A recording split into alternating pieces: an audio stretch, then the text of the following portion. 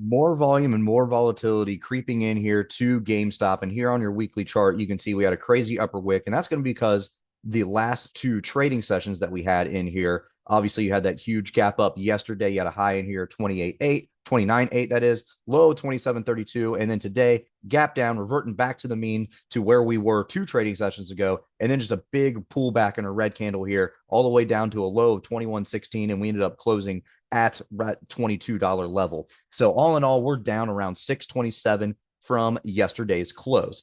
So we did get volatility in here, but it's not as much as everybody thinks, right? So we do want that yet, but we want multiple days and consecutive days in here with these at least $2 to $3 swings for this stock. We need more volatility in here before we start thinking about playing either which way, right?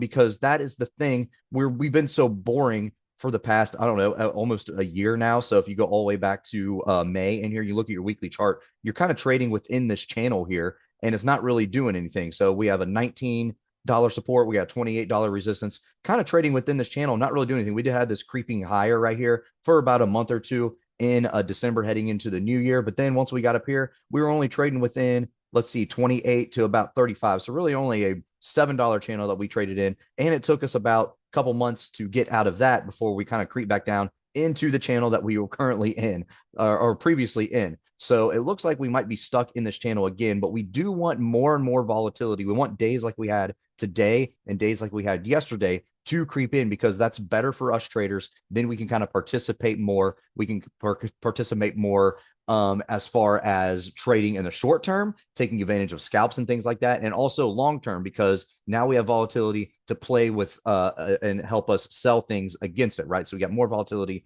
in there to kind of take advantage of and play with.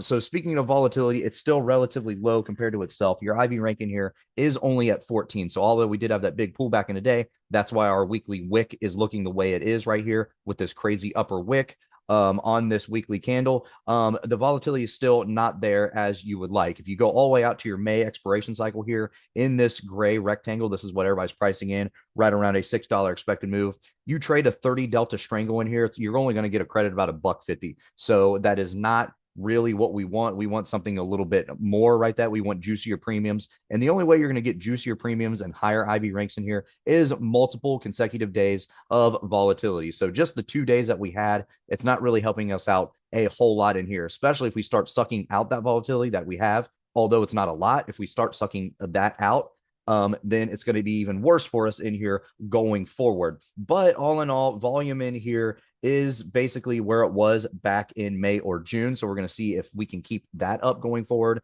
And actually, if you look at your options volume today, really in the whole market, third highest in here for GME, about 1.2 million contracts traded in here today, about 59% traded on the call side, 30 something percent on the put side. So volume wise, we are there. We just need multiple days of these kind of like whiplash things so we can get some juice back in here and then we can start worrying about selling these. But it looks like where our expected moves are on our gray rectangles right here are basically in line with this channel that we have from our previous support and resistance. And it looks like we're going to stay here for the time being until we get more volatility. The levels that we're currently looking at, well, first we have to worry about this 9-day EMA. That's currently trading right around here at that 24.59. We have 26.98. That's going to be that 200 SMA. And then above there, we're looking at that $28 level. Support wise, obviously big psychological number of 20. And then below that, we're looking at this $19 area here. So those are the immediate levels that we're looking at. But all in all, we're kind of just focused on this channel in here. Are we going to stay in this channel? Yes, probably. But before we start selling anything against this, even in May, or if you go all the way out to June, you're going to need some more volatility to kind of help us out to take advantage of. So we'll see what happens in here going forward. The next couple of weeks, we'll see how this weekly candle closes after tomorrow's trading session, and then we'll kind of regroup next week and see where we are in here. All right, guys, make sure to check us out on all of our social media. We also have a Discord service if you're interested, and you can find all of our socials in the description below.